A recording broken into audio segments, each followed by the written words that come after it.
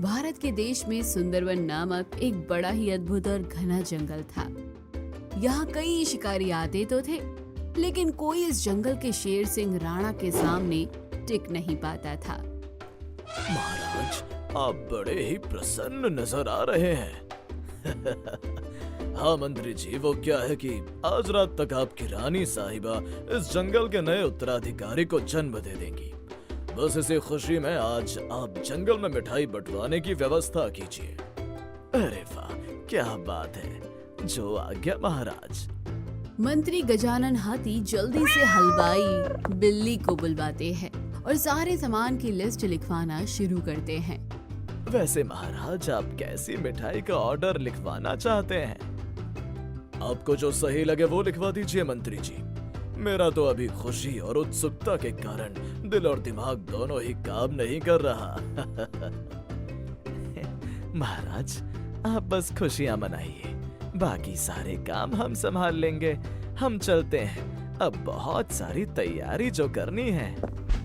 इतना कहकर मंत्री हाथी वहां से चला जाता है।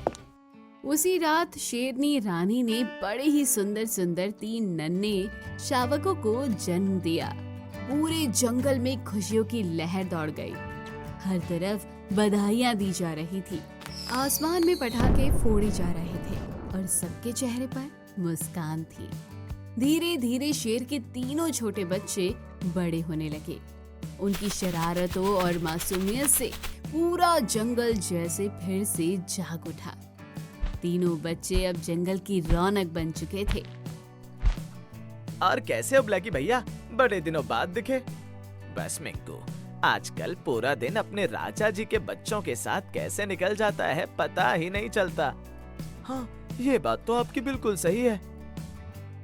दोनों ऐसी बात ही कर रहे थे, तभी अचानक से हवा में एक बड़ा सा शिकारी का जाल दोनों जानवरों को पकड़ने के लिए लहराता हुआ आता है। ये देख ब्लैकी और मिंकू दोनों बहुत डर जाते हैं, लेकिन उसके पहले ही जाल इन दोनों को पकड़ लेता है। शेर सिंह राणा दहाड़ते हुए आकर उस जाल को पकड़कर फेंक देता है और शिकारी की कोशिश को निष्फल कर देता है। कितनी बार कहा है तुम लोगों को कि एकदम चौकन्ना होकर बैठा करो, वक्त का भरोसा नहीं है। और वैसे भी आजकल जंगल में शिकारियों का आना जाना बहुत बढ़ गया है। मिंकू और ब्लैकी दोनों शेर सिंह के पास जाकर उनका आभार मानते हैं और कहते हैं, महाराज, आज अगर आप नहीं होते तो हमारा क्या ही होता। सच में ये तीसरी बार है महाराज जब आपने मेरी जान बचाई है। आपके जैसा राजा तो बड़े ही सौभाग्य से मिलता है। जानवरों को सुरक्षित रखना मेरा कर्तव्य है। तुम लोग अपना ध्यान रखो और खुश रहो। मेरे जीवन का यही एक उद्देश्य है कि मेरे रहते हुए इस जंगल में चारों तरफ बस खुशहाली ही हो। लेकिन राजा शेर सिंह राणा की इस खुशी पर किसी की बड़ी ही बुरी नजर थी। वो था जंगल के बाहर गुफा में रहने वाला चालाक चीता। तुम्हारी इन खुशियों पर बहुत जल्दी ग्रहण लगने वाला है शेर सिंह। बस वो दिन अब आने ही वाला है। इससे सुनहरा मौका मुझे फिर कभी नहीं मिलेगा। जल्द से जल्द कुछ ना कुछ करना ही होगा। अरे, ये जंगल के सारे पागल जानवर कभी भी इन बच्चों को अकेला छोड़ते ही नहीं। क्या जब देखो कोई ना कोई आसपास भटक रहा ही होता है। अब इधर चालाक चीता शेर सिंह राणा के बच्चों को किडनैप करने के लिए उनका पीछा करने लग जाता है। चालाक चीता फिर सोच में डूबा हुआ थोड़ी ही दूर आगे चलता हुआ ही जा रहा होता है कि उसे दूर से कुछ शिकारी आते हुए दिखाई देते हैं। वो उन्हें देख अपना शिकार बनाने के लिए छलांग लगाने ही वाला था कि उसके कदम ठिठक जाते हैं। अरे, ये तो क्या करने जा रहा था? पगले अपने पिताजी की दी हुई सीख भूल गया क्या? दुश्मन का दुश्मन दोस्त होता है। जा और जाकर उनसे हाथ मिला ले। चालाक चीता फिर एक लंबी छलांग लगाकर शिकारियों के पास जा पहुंचता है तो शिकारी इस तरह से चीते को अपने सामने देखकर डर कर भागने लगते हैं। अरे, कहाँ भाग रहे हो तुम लोग? हमें मत मारो, हम यहाँ नहीं आएंगे अब। अरे, मैं तो तुम्हारे पास दोस्ती का हाथ बढ़ाने आया हूँ। ऐसे डर कर पागलों की तरह कहाँ भागे जा रहे हो? क्या दोस्ती हमसे? नहीं नहीं, मैं तुम्हारी बात का भरोसा नहीं कर सकता। अरे मेरी भी मंजिल वही है जो तुम्हारी है। दोनों शिकारी एक दूसरे की शक्ल देखने लगते हैं। अरे एक दूसरे की शक्लें ऐसे क्यों देख रहे हो? क्या आप सच कह रहे हैं? अरे हाँ, भला मैं तुम लोगों को झूठ क्यों बोलूंगा? अगर मैं चाहता तो पहली ही छलांग में तुम दोनों को लपेट लेता, पर मैंने ऐसा किया क्या? अच्छा चलो तुम ही बताओ, तुम्हें किस तरह मेरी बात का यकीन होगा? नहीं नहीं, अब मुझे आपकी बातों का यकीन हो रहा है, लेकिन आप हमसे हाथ क्यों मिलाना चाहते हैं? क्योंकि मुझे इस जंगल का राजा बनना है, राजा चीता सिंह। तो मैं जो समझ रहा हूँ वही हमारा टारगेट होगा ना, चीता महाराज? ये हुई ना बात। ये शब्द सुनने के लिए तो मेरे कान सालों से तरस गए थे। अब मेरी बात को ध्यान से सुनो। हमारा पहला टारगेट शेर नहीं बल्कि उसके 3 छोटे बच्चे होंगे। शेर ही शेर सिंह राणा का पता लगाएगा कि उसके बच्चे किडनैप हुए हैं। वो सटिया जाएगा और अपना मानसिक संतुलन खो देगा। बस तभी मैं उस पर हमला करके उसे हरा दूंगा और जंगल का राजा बन जाऊंगा। और फिर तुम लोग उस शेर और उसके 3 बच्चों को अपने साथ जू ले जाना। अरे वाह, ये तो सोने पे सुहागा है। फिर एक दिन शेर के 3 बच्चे मिंकू बंदर के साथ खेल रहे होते हैं। तभी मिंकू बंदर कहता है, बच्चों, आज तुम्हारा मिंकू मामा तुम्हें ऐसे मीठे मीठे बेर खिलाएगा जैसे तुमने जिंदगी में कभी नहीं खाए होंगे। इतना सुनते ही 3 बच्चे खुशी से उछलने लगते हैं और मिंकू बंदर 3 बच्चों को वहां छोड़कर बेर लेने चला जाता है। इधर घात लगाए बैठा हुआ चीता देखता रहता है कि कोई आ ना जाए और इतने में ही शिकारी जाल में 3 बच्चों को फंसा कर ले जाते हैं। थोड़ी देर बाद मिंकू वापस आकर देखता है तो बच्चे वहां नहीं थे। ये देखकर वो बहुत डर जाता है और घबराए हुए आसपास हर जगह देखता है, पर उसे कहीं भी शेर के बच्चे दिखाई नहीं देते। फिर वो रोते हुए शेरनी रानी के पास जाता है और कहता है, क्या हुआ मिंकू, तुम रो क्यों रहे हो और बच्चे कहाँ हैं? महारानी साहिबा, वो बच्चे पता नहीं कहाँ चले गए। कहाँ चले गए मतलब? तभी मिंकू शेरनी को पूरी बातें बताता है, जिसे सुनकर शेरनी के होश उड़ जाते हैं और वो भी रोने लगती है। तभी महाराज शेर सिंह राणा और जंगल के सभी जानवर इकट्ठा हो जाते हैं। क्या हुआ महारानी, आप ऐसे रो क्यों रही हैं? हमारे बच्चे ना जाने कहाँ चले गए, कहीं मिल ही नहीं रहे हैं। क्या? फिर पूरे जंगल के सारे जानवर शेर के बच्चों को ढूंढने में लग जाते हैं और ऐसा करते हुए पूरा दिन निकल जाता है और शाम गहराने लगती है, लेकिन बच्चों का कोई अता पता नहीं था। तभी शेर सिंह राणा कहते हैं, मेरे प्यारे जंगलवासियों, आज आपने पूरे दिन हमारे बच्चों को ढूंढने में साथ दिया है। अब आप लोग अपने अपने घर वापस जाओ और अपने बूढ़े माँ बाप और बच्चों के लिए दाना पानी की व्यवस्था करो। बच्चे कहीं नहीं गए होंगे, अभी आते ही होंगे। महाराज शेर के इतना कहते ही सब वापस लौट जाते हैं और ये सब नजारा झाड़ियों में छिपा चालाक चीता देख रहा होता है। यही सही मौका है शेर सिंह राणा को जाल में फंसाने का। अभी इसके आसपास कोई भी नहीं है। चालाक चीता फिर शेर के पास जाता है और कहता है, महाराज को प्रणाम, मैंने सुना आपके बच्चे कहीं गुम गए हैं। हाँ भाई, हम सब कब से उन्हें ढूंढे जा रहे हैं पर कहीं मिल नहीं रहे। हाँ महाराज, इसीलिए मैं भी सुबह से बच्चों को ढूंढने में जुटा हुआ था। तभी ढूंढते ढूंढते मुझे कुछ शिकारियों के जूतों के निशान दिखे। मैं जब उनके पीछे गया तो देखा कि वो निशान दक्षिण की तरफ गए हैं। मुझे लगता है कि शायद बच्चे वहीं होंगे महाराज। हाँ, ये बिल्कुल हो सकता है। वैसे भी शिकारियों का आजकल आना जाना बहुत बढ़ गया है। अब तो शाम भी गहराने लगी है। चलो हम दोनों चलते हैं और देख कर आते हैं कि बच्चे वहाँ हैं या नहीं। चालाक चीता अपने प्लान को अंजाम पर पहुंचता देख मुस्कुराता है और शेर सिंह राणा के पीछे पीछे चल देता है। दोनों जंगल के दक्षिण की तरफ पहुंच जाते हैं और शेर को अपने बच्चों की हल्की सी आवाज कानों में पड़ती है।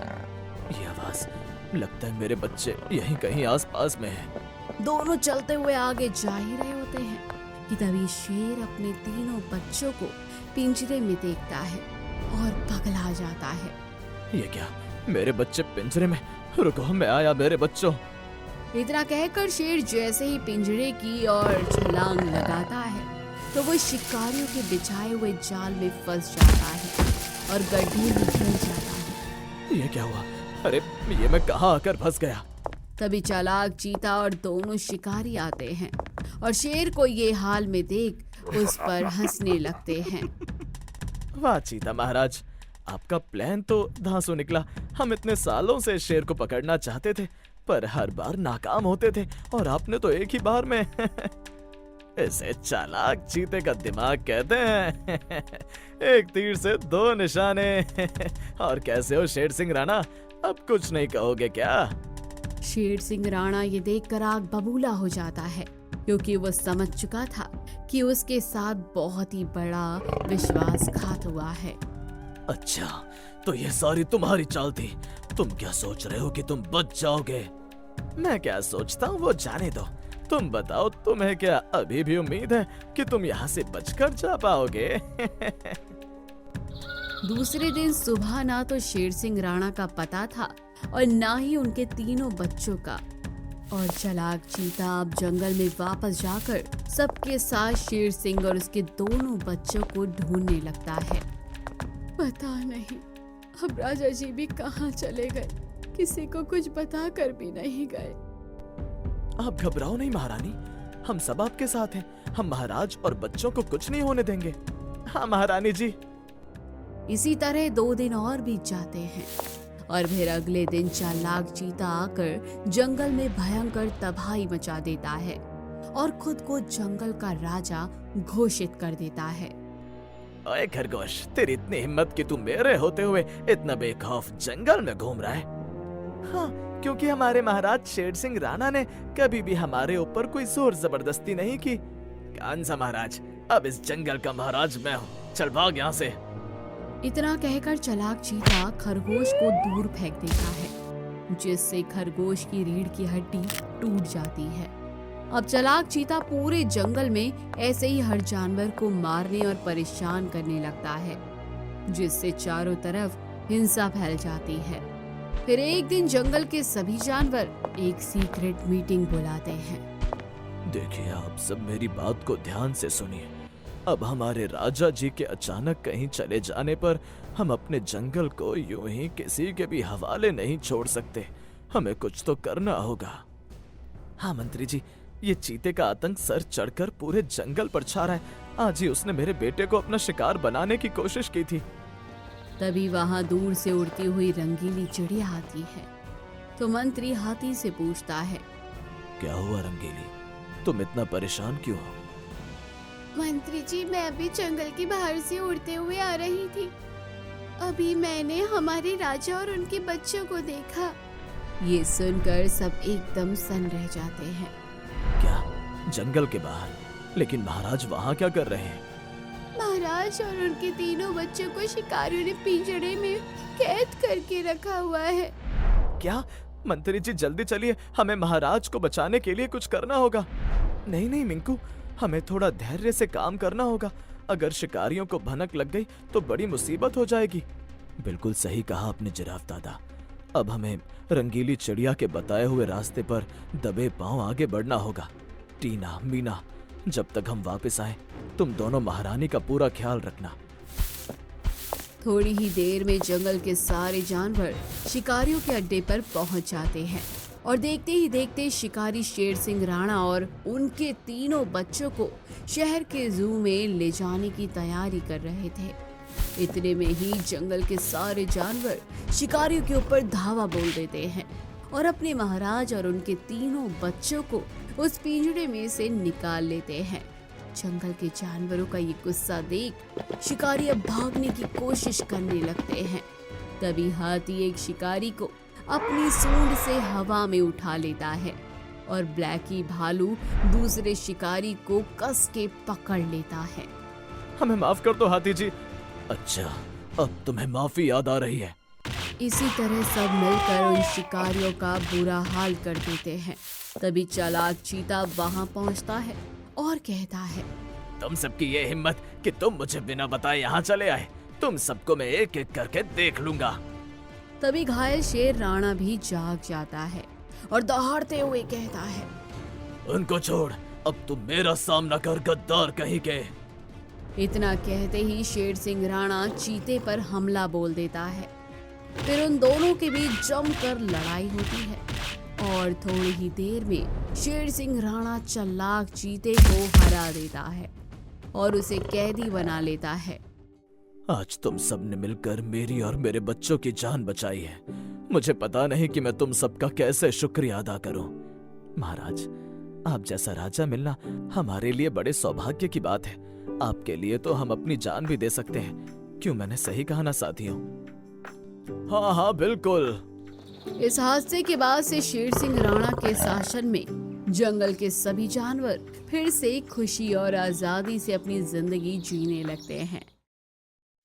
ये कहानी आपको कैसी लगी हमें कमेंट करके जरूर बताना और हाँ, वीडियो को लाइक करना मत भूलना और ऐसे ही अनोखे और इंटरेस्टिंग कहानियों के लिए हमारे चैनल फिज़बी टीवी को सब्सक्राइब करें और अपने दोस्तों में शेयर करें।